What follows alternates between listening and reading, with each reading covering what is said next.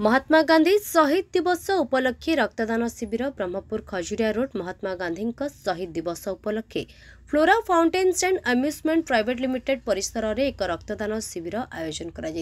अवसर में अवसरप्राप्त प्राध्यापक प्रभु प्रसाद पाढ़ी मुख्य अतिथि भाव उपस्थित थिले। परिचालना निर्देशक देवी प्रसाद पट्टनायक, निर्देशिका शुभ्रा पट्टनायक और आम ओडिशा ब्रह्मपुर बसंत कुमार पंडा विशेष अतिथि भाव अंशग्रहण करथिले।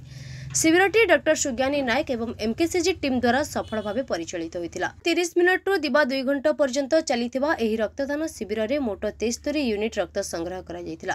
प्रमुख प्रकल्प प्रबंधक कैलाश चंद्र नाहक एवं अन्य कर्मचारी सहित निमंत्रित व्यक्ति माने मध्य रक्तदान करथिले। एही उद्यमटी कैलाश चंद्र नाहक, अरविंद पट्टनायक, अतनु दास, आकाश कुमार मिश्र, हिमांशु शेखर बेहेरा, अंकिता पट्टनायक, प्रशांत पट्टनायक, मुकेश पात्र, शिल्पा विषय, बी कुमार स्वामी, गौतम डाकुआ, रजत मलान, देवेंद्रनाथ आचार्य एवं अन्य कर्मचारी मानक अत्यंत परिश्रम एवं प्रयास द्वारा सफल भाव परिचालित होइतिला।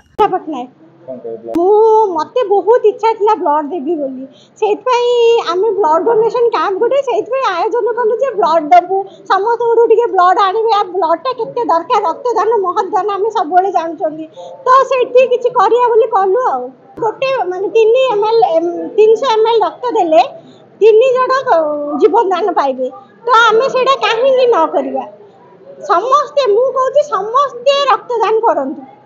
मो ना देवी प्रसाद पट्टनायक, मोर कंपनी ना हूँ Flora Fountains and Amusement Private Limited. एथिरे 140 जन एम्प्लॉय काम करुछंती। आमे आज महात्मा गांधी तिरोधान दिवस बर्थ डे रे आमे गोटे ब्लड डोनेशन कैंप आरंभ करिछु। एथिरे लगभग अराउंड 100 जन रजिस्ट्रेशन करिसेंती ब्लड देवा पे। आमे तो सब काम कार्य व्यस्तता रोचु किसी फिलांथ्रोपी काम करूँ ता सहित भी आम भाविलु जे आज दिनटा बापू दिन में आम कि निज तरफ प्रत्येक पिला निजर रक्तदान करी ए दिनटा को गौरवमंडित करेंगे। तो से आज आम रक्तदान शिविर खोलिकी सब पिला ता सहित आम जी सप्लायर मैंने भी अच्छा से भी आमको आसिकी भाग नहीं निज रक्तदान भी कर डेट्रे रक्त अभाव बहुत अच्छी।